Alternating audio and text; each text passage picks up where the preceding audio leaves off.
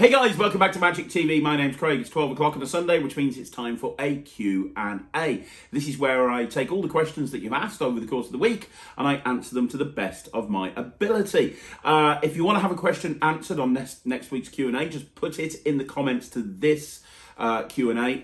I've said it before, I'll say it again. There's a lot of comments that come through on this channel. I can't keep track of all of them, unfortunately. If you want to guarantee that your question's answered, make sure you leave it in this video. So without further ado, there's some great questions this week, so we're going to get straight on with question number one.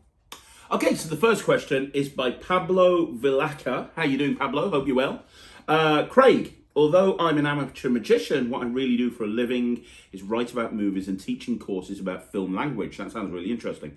So I love tricks that have something to do with cinema. I love Sentimental by Gustavo Raleigh, Spread by Gary Sumter, Zoltar's Opener by Peter Dardy, and some routines I came up with for Digital Force Bag. Could you recommend more tricks, routines in that vein, movie related? Man, oh my gosh. This is something that I'm probably going to have to think about, to be perfectly honest. Off the top of my head, things that you haven't put in that list. Excuse me. I would suggest, have you seen Cinemental by Nicholas Mavresis? Cinemental is fantastic. It is a really great trick. It's by Nicholas Mavresis, and basically it's a deck of movie posters, and this deck of movie posters is designed to be able to do a whole bunch of different mentalism routines, and there's a few different principles in play there. There's a stack, and there's also duplicates. Myself and Ryland reviewed it on the show. Ryland actually performed it. It's really good. It's actually the very first thing that Nicholas Mavresis ever brought out, and it was directly with Murphy's Magic. And yeah, it's a killer concept. And as I say, you get this entire full pack of sort of movie posters, and there's a lot you can do with it. So Cinemental by Nicholas Mavresis. Alakazam also did. There's this trick in Alakazam, I think it's called Symbioology. I reviewed it on a review show special a little while ago, and it's like it's a small packet of sort of ESP symbols, and you're able to predict which one they'd think of. Well, they then brought out another version of that with cinema posters, where you have different cinema posters and somebody picks one and you're able to predict the cinema poster that they named. That's really good. Also, don't forget Killer Elite. Is it Killer Elite by Andy Nyman? Killer Elite Pro, which I'm pretty sure it's Killer Elite. It's by Andy Nyman. It's an Alakazam trick again, and the whole idea is that you have this little leather wallet, and you say that you love cinema, and inside here you've got 4 of the greatest villains in cinema that have ever lived, and then you bring out sort of 4 more movie posters. There's Scarface, there's Vinny Vega from Pulp Fiction. There's 4 or 5 of these evil characters from different films, and the whole idea is that they decide on one, and you've got this whole story that you tell about. Imagine them being in a room together, and the lights go off, and there's shots heard, and there's one survivor, and you have to decide who the survivor is, and they pick one, and it's completely free choice. And when they pick one, you turn it round and you show that that you were 100% correct, and you were able to predict the survivor of this mythical massacre. It's really good. It's by, as I say, it's by Andy Nyman. I'm pretty sure it's called Killer Elite Pro. And last time I spoke to Peter Nardi, which was a little while ago now, I'm sure he said that he was going to be doing another version of that using horror characters as well. Now, whether that actually happened or not, I don't know. But again, that would be film related. So there's a few different things there. Outside of that, look at certain revelations, because there's a lot of stuff going on with superheroes at the moment. And, superheroes are like huge, big business in the cinema world. The Marvel Cinematic Universe and the DC Universe. A lot of people associate superheroes with films. So if there's a trick that's got something to do with superheroes, then you can probably adapt that as well. So for example, off the top of my head, the Matthew Wright trick with the key and the Batman reveal, where you take the key and they hold onto it, and they think of a superhero, they think of Batman, and then the key is actually turned into Batman. That would be a great example, because it feels kind of superhero-y if that makes sense. And then obviously using that example, anything that reveals a superhero, or anything really, you could incorporate. So something like a dress code by Kayla Morelli. You know, if you wanted to go that far, you could have somebody think of a movie poster, a movie, using digital force bag, which you mentioned earlier. And then when you take your jacket off, you know, obviously your t-shirt's turned into that movie poster. That would be a killer way to go with that. Lolly Hero by Steve Rowe is another example of something where, in fact, Lolly Hero now isn't just superheroes. I think when it originally came out, it was Batman and Iron Man, but I'm pretty sure he's got like Arnold Schwarzenegger and a whole bunch of different people now. So that should get you started. But what I'll do is, if I think of more, I'll let you know. But off the top of my head, those are the ones that I would go for. Okay, so the next question is by Tom Marquette, and Tom says, could you please demo your top change? Yeah, absolutely. I mean, here's the thing with the top change, and I have a deck of cards here specifically for this. Here's the thing with the top change.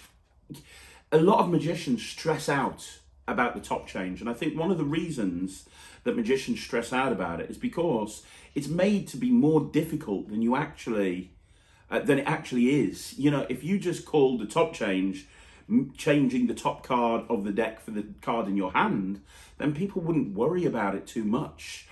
But the top change is the move that I think so many magicians really either struggle with or say that they don't do it in their act. And it's such a shame, because 9 times out of 10, when someone's using a double lift, a top change is a much better approach. And the problem is, this is why I think a lot of magicians don't do the top change, or they don't do it regularly in their acts, or I think it's because they're worried that they're going to get burnt. Because it doesn't matter. The thing with the top change is, you're not trying to do a change of a card. Like, what am I trying to say here? It doesn't matter how good your top change is. If the spectators were burning your hands, they'd probably catch it. If they were literally burning your hands and looking like this, doesn't matter how good your top change is, they'd probably catch it. The whole point about the top change is it's done under misdirection. And if you watch my live videos, and in fact, I'll tell you a video to watch, the Review Show Revisited Volume 1 that went up last Friday, I did my card in the box routine, and there's 2 moments in there where I do a top change and nobody sees a thing. And the reason is, when's the best time to do a top change? When nobody's looking. And that's the biggest piece of advice I can give you about the top change, which is, don't try and get it absolutely perfect to the point that, like, it's impossible to see. It's not like you're trying to do some sort of, like, color change where they're burning your hands. It's a misdirection thing. And, I think a lot of magicians, they don't incorporate new moves into their act. And the reason they don't incorporate new moves into their act is because they're scared of being caught. So what they do is they do something else instead, because they just go for the easiest possible option. So that's the first thing that I'd say. Don't stress about it being absolutely perfect. Now, the thing with the top change, and I'm not the biggest expert in the top change. I do it well, but, I'm not somebody who would ever teach it. But the whole idea of the top change is that you can take this card here and you're going to change it for this card here. That's all that's happening.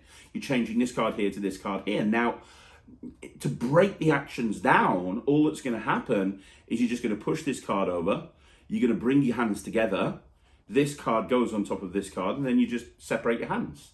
That's basically what a top change is. Now, the way I was taught how to do it, or the way I learnt it, is I think a David Williamson idea, and he talked about having the deck, the empty box, set up on the table. And the whole idea is, he talked about doing this, because the way to make the top change deceptive is this hand isn't really doing the moving, the deck is doing the moving. So his way, and this is the way I learnt it, his method for learning the top change is to set up the card box like this, show the card, do the top change, move the deck forward, knock over the thing, and then pick it back up and do it again. Because there should be sort of, this hand should have some sort of motion in order to disguise the thing. So, and you have to think about, during the context of the routine, what action are you doing to hide the top change? So it might be a case of, right, so I've got the 9 of clubs here. Can you do me a favor? Can you hold your hand out for me? Fantastic, that's great. or whatever it may be, yeah? So you want to make sure that you've got that action. Now, you can do a slight body turn at the same time. So you could just say, so I've got 10 straight. Can you hold your hand out for me a little bit? That'd be great. And kind of gesture over there, and as you gesture over there, you do it. Yeah, set up the card box, show the card, do the top change, knock it over, come back, do it again and again and again. Two aspects to it. This action of switching the cards, for sure, it should be smooth. You should have that nice and smooth. But the most important part of this is covering the move, covering the top change. And as I say, the best way I've found of doing that is by just doing a gesture.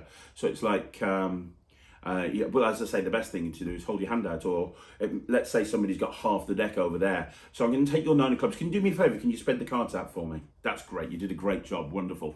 And maintain eye contact with the person. You know, when you're doing it, you maintain eye contact with the person you're doing it on, so that you're looking at them. You're not looking at the deck. You don't want to do this. Okay, never look at the cards when you're doing the top change. Always look somewhere else. It's that old misdirection principle, isn't it? Where you look, everyone else is going to look. So that's an important piece of advice as well. But yeah, I mean, in terms of top change, that's all you want to do. The key thing is to go out there and do it. You'll be amazed when you actually start doing it.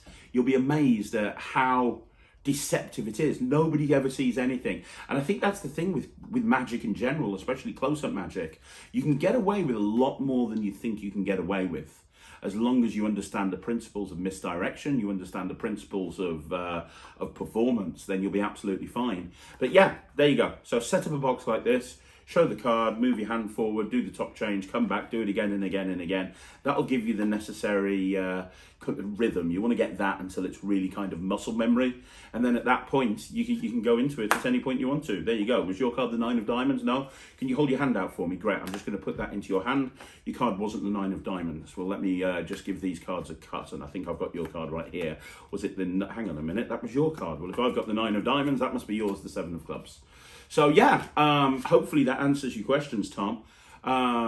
Just practice, get muscle memory with it, and then actually go out and do it. That's the big thing with this. Actually go out and do it. Don't be one of those people that kind of puts it off and just does a double lift instead. Once you actually get the top change down, there's a lot you can do with it.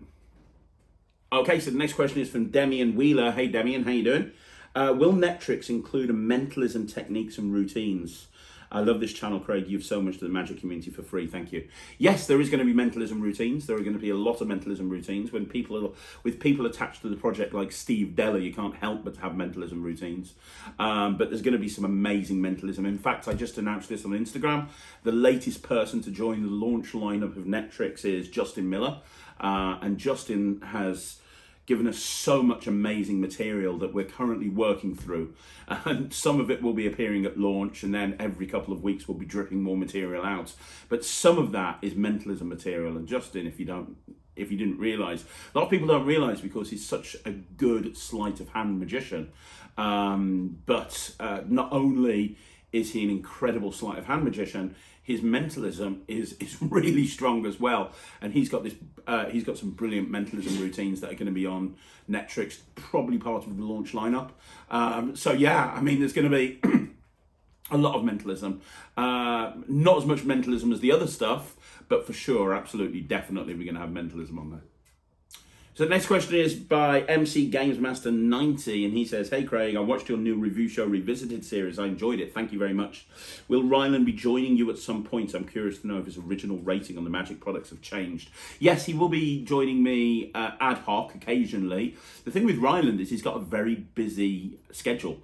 And obviously he's got school and a million other things that he does as well. I mean, you wouldn't believe how much this kid does. It's incredible. And obviously I have to monopolize his time to do the review show. So every week he's doing the review show with me. I don't think he could commit to doing a review show every week and also a review show revisited every week. He's going out and filming a lot of the live performances. So on the first episode, you saw Ryland perform a trick. I don't think he was on the second episode. He's definitely going to be on the third one, performing a trick as well.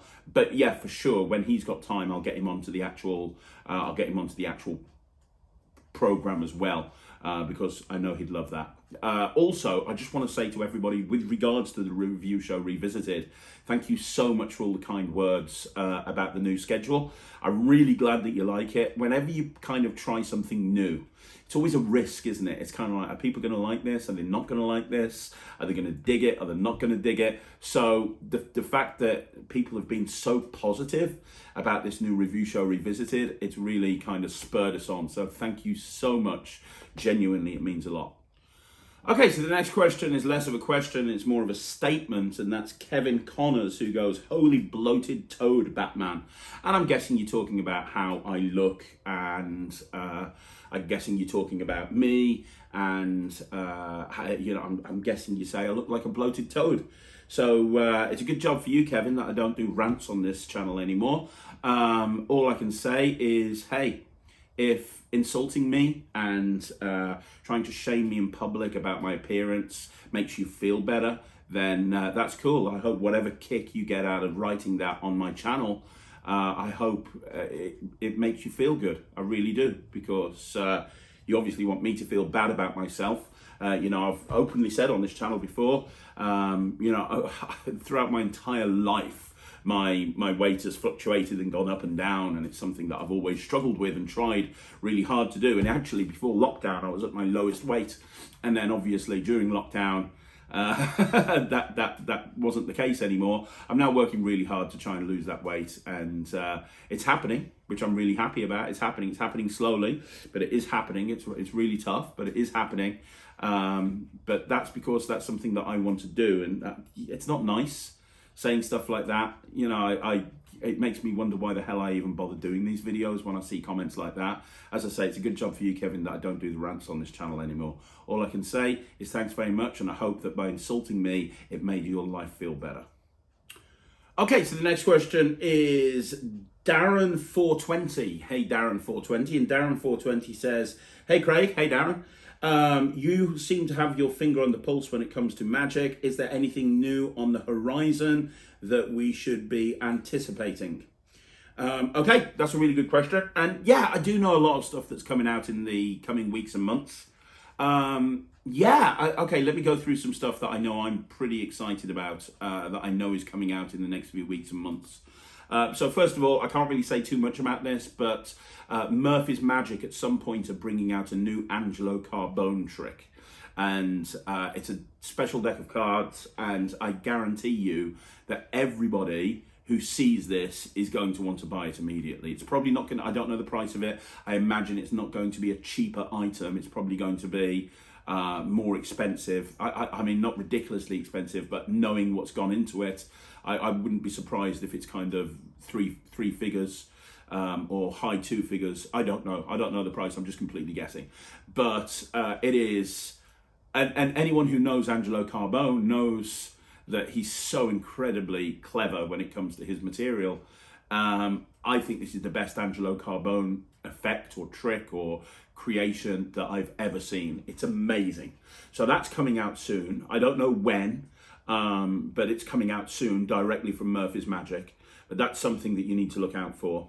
Also coming out through Murphy's Magic, my friend Lloyd Barnes has got something coming out, and he showed me this about a year ago, and I've been waiting for him to bring it out like for almost a year. And I was actually speaking to him the other day because I was doing an interview with him for a review show special on Cognito, and he showed me that he'd had the final prototype, and man, it looks good. These things are great. He's taken an absolute classic of magic and made it so that it is super practical and super commercial. And I guarantee you two things. One, when they launch this, everyone's going to want to buy one. And two, everyone's going to sit there and think, why didn't I think of that? It's typical genius Lloyd Barnes thinking. So that's coming out hopefully soon. I don't know when, but I know he's got his final prototype. So it better be coming out soon, because I've been waiting a year to get my hands on this. I know that when this comes out, and it's a coin trick, it's a coin thing. When this comes out, it's going to change the game. I do not use that word lightly. It's going to change the game. It's going to put something into everyone's repertoire I think every person will do this, whether you're a hobbyist or a professional, everybody's going to do this. And then my friend Mark Mason, and if you saw my review show special on JBTV a little while ago, and I chatted with Mark, Mark referenced something that's coming out in the not too distant future. I've spoken to Mark. He's got something coming out before Christmas, which again, everybody is going to want to get. This is something he brought out years ago, and he's completely reimagined it, and he's shown me the final gimmick, and it is incredible. It works so well, much better than the first gimmick, and it's something that, again, without giving too much away, I think everyone's going to want to get this. I don't know when all three of those things are coming out, but all three of them could be trick of the year, like genuinely. But this Mark Mason thing, it's based on the original, and I used to do his original for years. I used to do his original, and then I lost it, and it was unavailable to buy anymore. And I know he's had lots of people onto him about bringing it back out again, and he's completely gone and redesigned this thing from the ground up to make it much better than ever before. And it just works smoothly, seamlessly, flawlessly. And I cannot wait for him to bring this out. Now, when I spoke to him about this, he said it would be out before Christmas. So there's not going to be much of a wait for that. I don't know if that's still the case, but it was only a couple of weeks ago I spoke to him that he said it would be out before Christmas. So those are three things that I think are really going to hit the ground running. And I'm sorry about being ambiguous and not telling you the names of these tricks or the effect, but I think there's only so much I can tell you. But look out for an Angelo Carbone trick directly from Murphy's. Look out for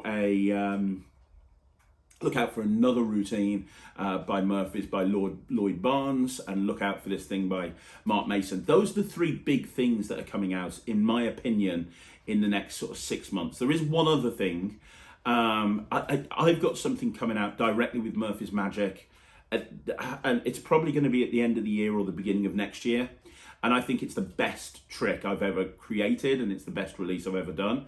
I really, really, really swear by this. This is something that I use in every single gig, in every single environment, and it's something I'm very, very proud of. Now, I'm not going to put it up there with those other three products because I think those three products are super special, and I haven't got a big enough ego. Who am I kidding? I've got a massive ego, but I don't want to throw my trick in amongst those three because they're just incredible. But I do think it's the best trick that I've ever brought out, and that's coming out either at the end of 2021 or the beginning of 2022. It will definitely be out by Blackpool next year. So yeah, those are the things that I think are coming out soon that are going to change the game. Those are the three best tricks. I know of lots of other things coming out.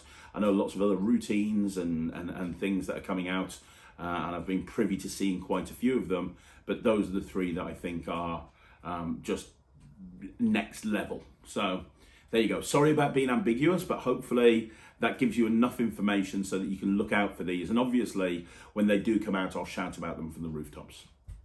Okay, so the next question is by Felix17, and Felix17 question to you regarding your tattoos. Do you think having tattoos negatively impacts your career? Do you feel that there are clients and bookers who will not book you because you look like a tattooed thug? Wow, dude, I look like a tattooed thug. Nice. Or is that the shaved head? Is that the tattoos? I look like a tattooed thug. Okay, right, fair enough. I'll leave I'll leave that alone, and I'll answer your question. Look, here's the thing. There's always people out there that don't like tattoos. There's always going to be clients that don't like tattoos. And sure, yeah, if they see a video of me performing and I've got tattoos on my arm, then maybe they might not book me and they'll book somebody else. I'd like to believe, however, that people aren't that superficial. I'd like to believe that most people look past physical appearance and they base the hiring decisions on who to hire for their event on whether the person is actually any good or not, and watching videos of the person and seeing whether they're charismatic and their magic is good. Now, is that always the case? No. I run Non-Stop Kids Entertainment, and on the main show reel for Non-Stop Kids Entertainment, there is a guy called Cy who has tattoos on his arm and his hands, and you can see the tattoos as he's doing the balloon modelling and so on and so forth. And a lady messaged in the other day and said, I was going to book you for my child's birthday party, but having looked at the trailer on your homepage, I've decided against it because the entertainer has tattoos, and I feel that that's disgusting and not appropriate for a kid's party. And that's fair enough. That's her decision. At the end of the day, that person has made a decision that the entertainer they want for their child's party shouldn't have any tattoos, and that's fair enough. It's their prerogative. Likewise, if somebody chose not to book me because of tattoos, that's their prerogative. I tend to find it's not it's not an issue in terms of the amount of work that we're getting. We're getting more work than ever before. I'm going out doing more gigs than ever before. So it's obviously, if it is affecting some clients, I'm not seeing it. It's not become an issue. And there are people who book me because of the tattoos, because I don't just turn up with tattoos, but they're a feature of my act. And when I'm performing, I'll always do at least 5 or 6 routines with my tattoos, and it's become a feature of my act. A lot of people book me because they want to see those tricks, or they want to see those routines, or they've seen it. And the amount of times I've had somebody message in going, "Hey, are you the guy that does the trick with the tattoo on the arm?" or whatever it may be. So I suppose it's a bit of a weird question. Do I look like... I don't think I look like a tattooed thug, and in all honesty, if I didn't want people to see my tattoos, I could roll my sleeves down and I could just have cufflinks and they wouldn't even notice that I have tattoos.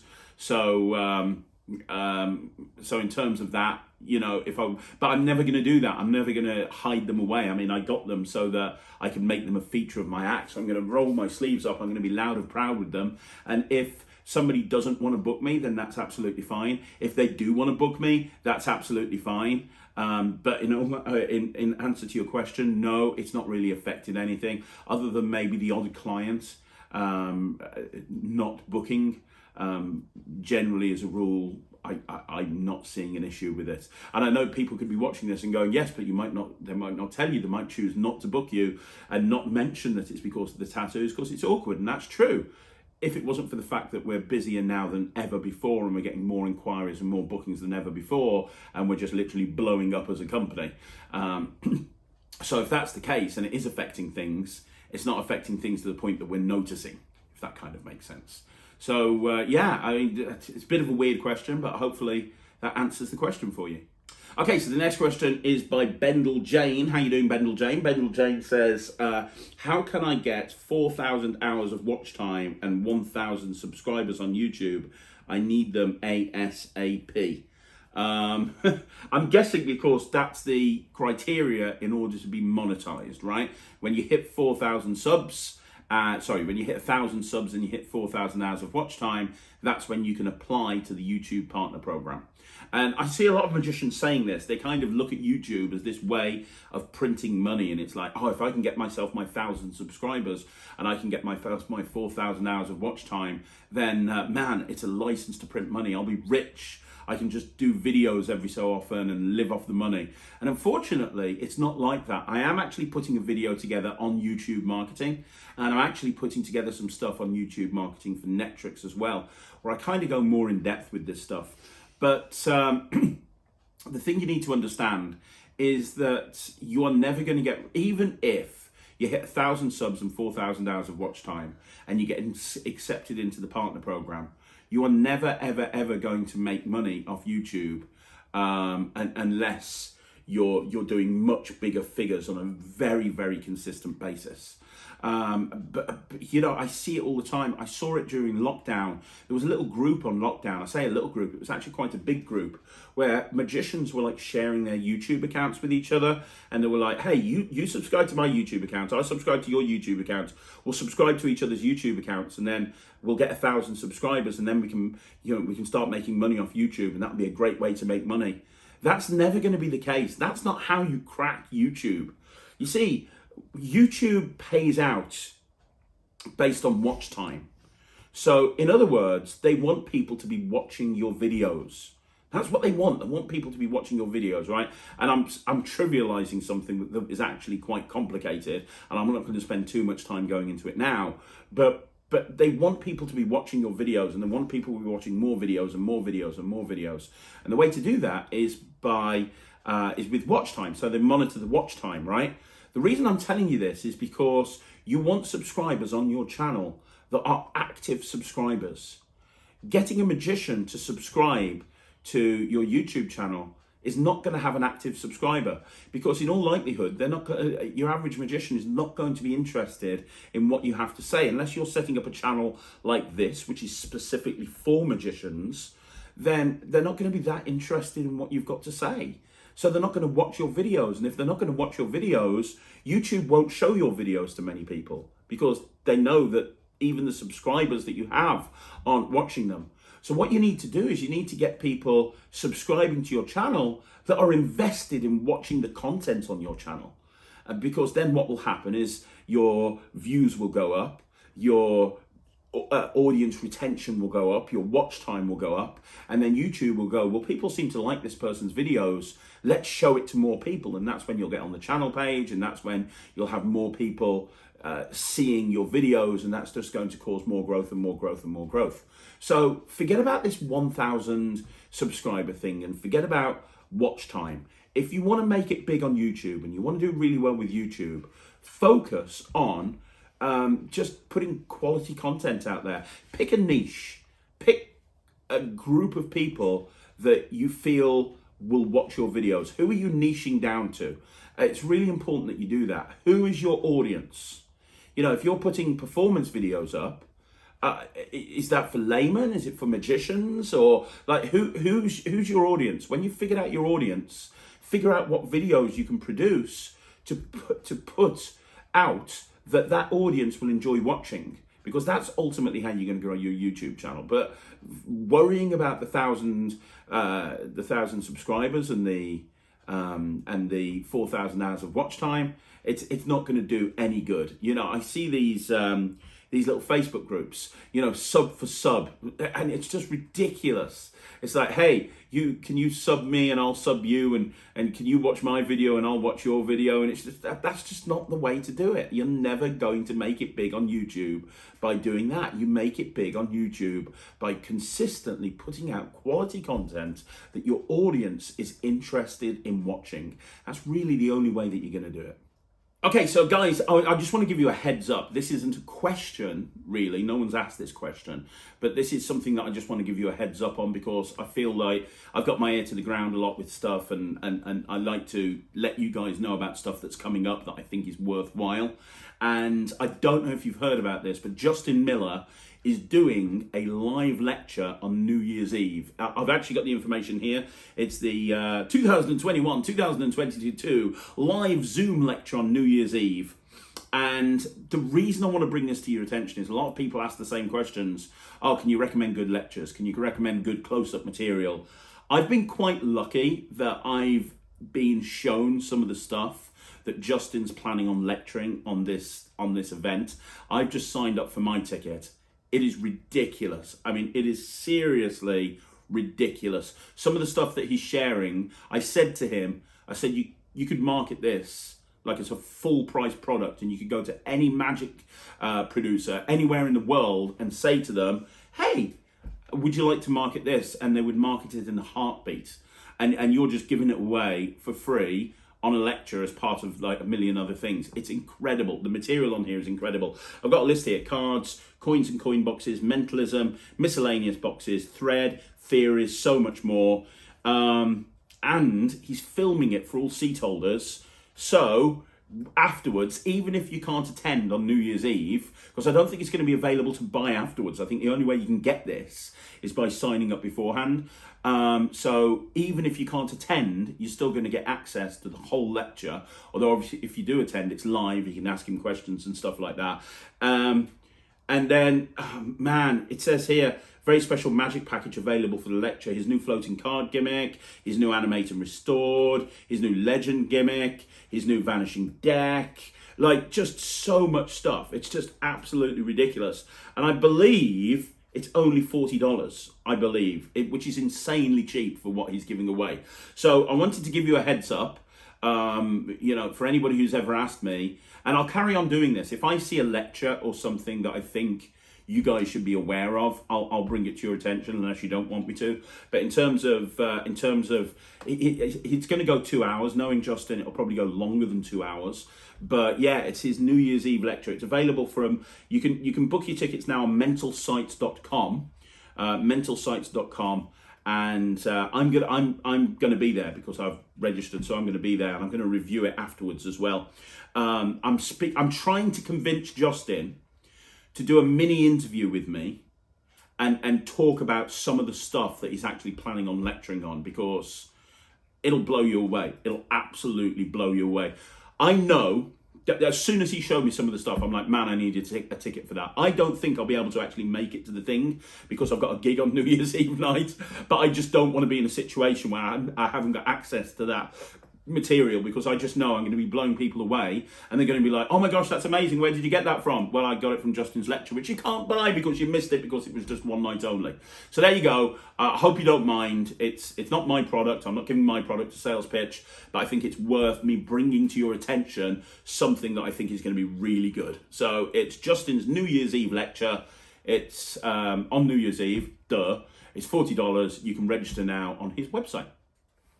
Okay, so the next question is by Jake Roberts 120, and Jake Roberts 120 says, his request, please give us some advice on how to easily do mathematical calculations in our head when performing with a memorized deck. Also, do you have any tips on estimation with the memorized deck, including what to do when your estimation is off? Thanks. Okay, so that's a very big question. And one thing that I would do is have a look at my video on Memdeck Magic. That would be something that would be worthwhile you looking at, and stuff with Memdecks. But I have a Memdeck here. So this is set up in Tamariz or Mnemonica. So there were two parts to the questions. We'll take the second part first, which is estimation. The key thing with estimation is to just practice it, to be perfectly honest. I mean, there's nothing else I can tell you other than to practice. So with estimation, for example, let's say that you want the Jack of Hearts, and the Jack of Hearts is the 20th card down from the top. So all I have to do is pick up the deck, and I can see, I can kind of see where halfway is. I can't see, but I can visualize where the halfway point is, which is the 26th position. So if I go slightly up from there, at about that point, that's where I would guess 20 is. Now I know that that's the 19th card, so this is the 20th card, which is the Jack of Hearts. And it's kind of like just that. Now you can do it off the table as well. So if I wanted the 20th card again, I would probably cut like this. I was slightly off there. That's the 22nd card. 20th card is right there. The Jack of Hearts.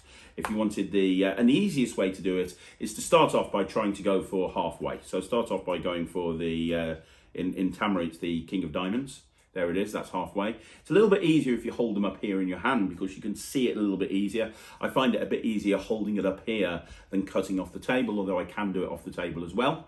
35, which is the King of Hearts, 35 would be around about there. And again, I've messed that up quite badly because that's 32. 35 would be there.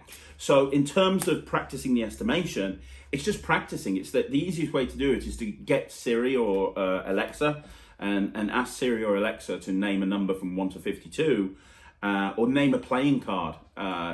So they might name a playing card, and when they name a playing card, you cut to that card. That's the first way to deal with it. Now, in terms of what to do when you're off, well, this is what Mike Close refers to as jazzing with a deck of cards. And it's basically the whole concept of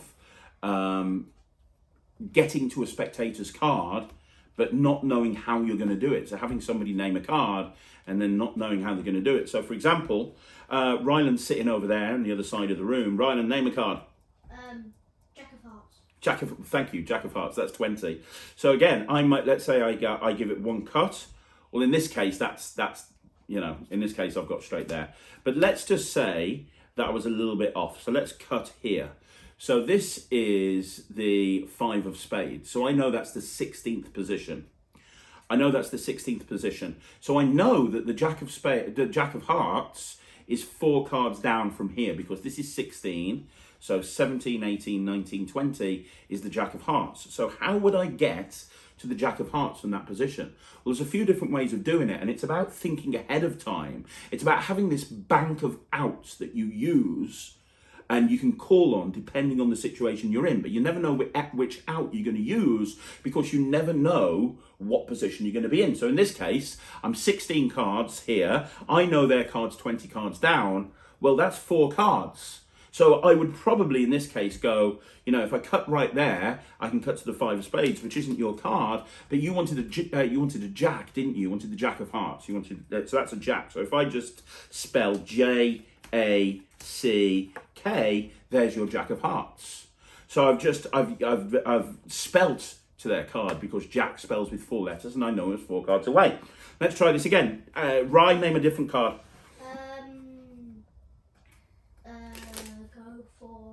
Go on. 35? Yeah. You mean the King of Hearts? Yeah. He's the only kid in the world that I say name a card and he goes 35. It's his favourite playing card.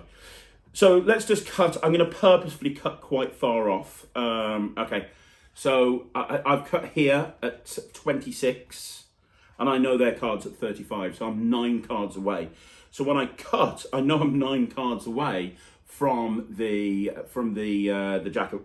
King of Hearts. So in this case, I'd probably spell again, because even though I'm quite far away, I go, well, that's the King of Diamonds. You wanted the King of Hearts, right? But here's what's really interesting. If I spell King, because you wanted a king, and you also wanted hearts, didn't you? So Heart, there you go. That would be the King of Hearts. And I would probably spell to that card at that point. Now, depending on the card they've named, you might not need to do that. So let's just say they named the 2 of Hearts. Well, that's second from top. So if they ever name a card and, let's say they name the 2 of Hearts. I could, for example, turn over this card here and say, hang on a minute, this is the 4 of Clubs. That's not your card. But I tell you what, if I give this a shake, it turns into the 2 of Hearts. Or I could do any manner of colour changes. Now, the reason I'm telling you that is because if I cut, let's just cut here. So I've cut to the 6 of Hearts, which is 23. So I know the 24th card here is the 10 of Clubs. So let's just say I wanted the 10 of Clubs, okay? And I cut and I'm 1 card off.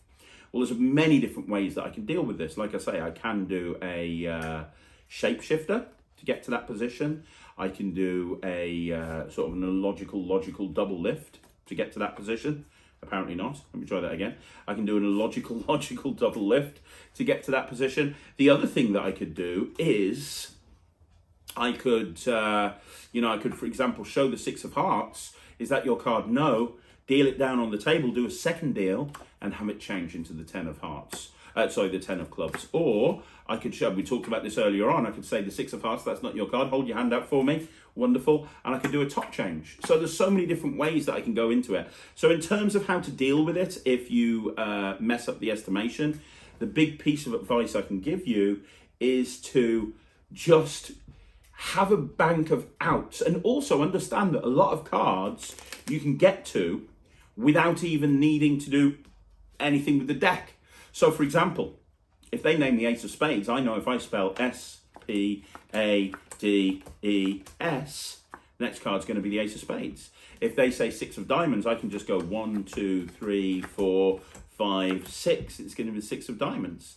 The point is, and from the other side of the deck as well, there's lots of different cards that you can actually get to without even needing to cut the deck.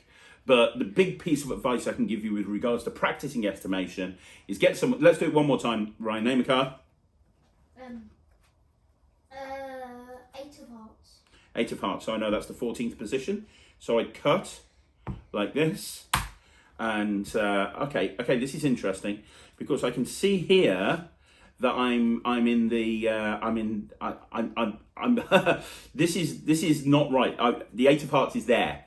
So it's a little bit more awkward at this point. This is actually a really great example because the 8 of Hearts is in 14th position and I overestimated. Generally, as a rule, I always try to underestimate, because it's so much easier to fix this if I've underestimated than overestimated. Because if I've overestimated, I have to somehow get from here to here, right? Now, there's a couple of pieces of advice I'll give you on this one as well. If you're just, let's just move that for a second. If you're one card away, so if I've overestimated, but only by one card, which would this case would be here, all I'd do is I'd probably just do an Erdnase change, right? And that Erdnase change would get me into the right position. If I'm here, that's not going to be the case. So there's a couple of different ways of doing this. Now, when you're dealing with estimation and you're dealing with spelling, because a lot of the time I will spell, don't forget you've got your name and you've got the spectator's name to deal with as well. So with Ryland, I'd turn around and I'd say, now your name's Ry, isn't it? Your name's Ry, yeah? How are you spelling that? You're spelling that R-Y. Well, you know, we cut to the 5 of spades, that's not your card. But if I go R-Y, I get the 8 of hearts. That was the card that you want, right? So you can go down that route. The other thing that you can do is, and the advantage here when you're dealing with estimation with a mem deck, is the audience don't really know what the effect is going to be, because you don't even know what the effect's going to be. So just because I've given the deck one cut doesn't mean I'm going to not give the deck another couple of cuts. So I could, for example, just double undercut that card to the back. So I could just say, look, let me give the cards another cut. There we go, the 6 of spades. That's not your card, is it? No, your card's not the 6 of spades. Well, I tell you, if I rub the 6 of spades, it turns into the ace of hearts. Was that your card? So I can just do a double undercut, and I can just cut one card to the back and then do an Erdnase change. The other thing that I could do is I could double undercut 3 cards to the back. So I could say, look, let me just cut the cards again. I've cut to the Queen of Clubs. Now that's not your card. Now that's the 13th card, and I've cut the the 8 of hearts to the back. So now I could do something like this. I could say, well, that's not your card. I'm really struggling here. I've cut a couple of times. I'll have to use magic. Look, I'll tell you what I'll do. I'll just take this card and I'll rub it on my arm like that, and I can turn it into the 8 of hearts. Would that be the one?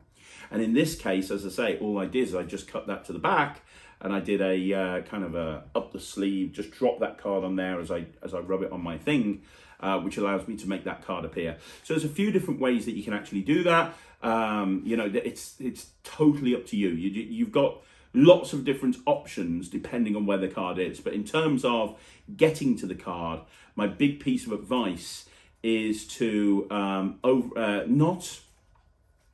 you don't want to overestimate. It's better to underestimate than overestimate. So if they were going to name one last time, Ryan, name a card. I'm sorry, one last time. 8 of clubs. 8 of clubs. And the 8 of clubs position is 33.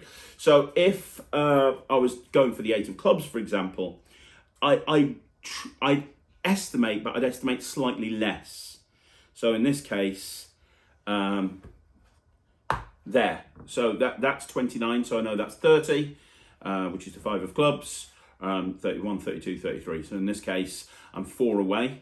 So, I mean, there's so many different ways that you could do that. I could just spell club, C-L-U-B, which is the 8 of clubs. The other thing that I could do is I could just deal. And I could just say, look, I'm going to deal cards onto the table like this. And anytime you want to, just say stop. And all I could do is, as I get to the 4th card, I can just do second deals, so that when they stop, I get the 8 of clubs, and then all I have to do is just make sure that that 8 of clubs goes back into the correct position, which is there, and then I'm good to go again. So there you go. Hopefully that answers your questions with regards to estimation and dealing with it if the estimation is out. That's kind of everything I know. In terms of dealing with complex mathematics, or understand that there's nothing really with a mem deck that's quite complicated. There's nothing really complicated with a mem deck. Except learning it. Okay, yes, Ryland's just shouted out, except learning it. But in terms of mathematics, there's nothing really that difficult. I mean, you're probably talking about positioning a card for an A-can. So in other words, looking at what the bottom card is, working out where their card is and how many cards you have to shift in order to get it into the position, which is sort of part of the method of the Atty wins style thing. And This is not the video to go into that right now. It's already gone on long enough. I will go into this in a future video. I'll talk about how to actually, because you want to do it in a way that it doesn't look like you're doing complex mathematics. And what I mean by that is, I've seen magicians that will do a trick where they're having to work something out in their head, and it almost looks like they've had a seizure for a minute. They're like, you don't want it to look like that. And again, it's a practice thing. You go away and you practice and you think, okay, what's the mathematics that I need to work out? Okay, I need to work out this sort of thing. So, and you just practice doing it in your head until you can do it smoothly. I mean, that's the big piece of advice I can give you.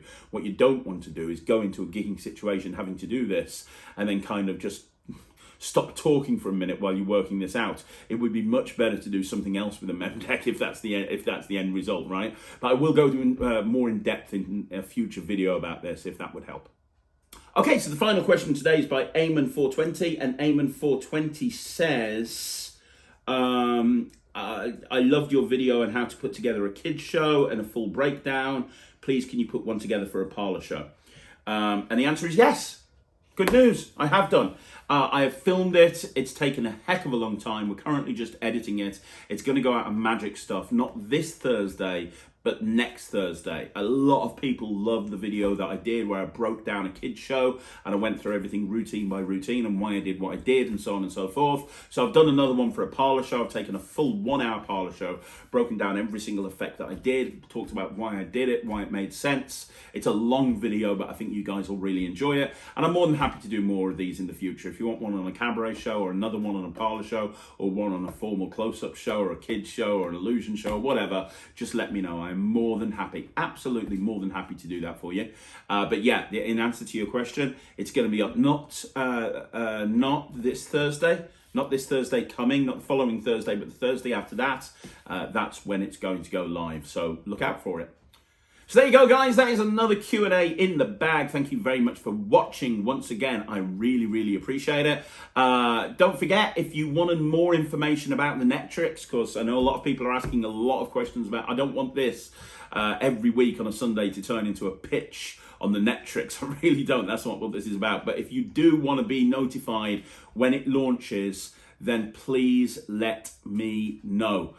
Because I will be, it's going to be launching soon. We're dotting the I's and crossing the T's. We're hoping it's going to launch in November. So go to magictv.org, www.magictv.org, put in your email address, select Netrix, and we'll let you know when it goes live. Outside of that, thank you very much for watching. If you want to see more videos like this, like the video, subscribe to the channel, leave a comment down below, and I'm going to be back again. Well, later on today, actually, at 2 o'clock there's a shorts, at 6 o'clock there's a live, and then at 9 o'clock tonight there's a review show special. And this review show special is all going to be on Cognito by Lloyd Barnes, so look out for that.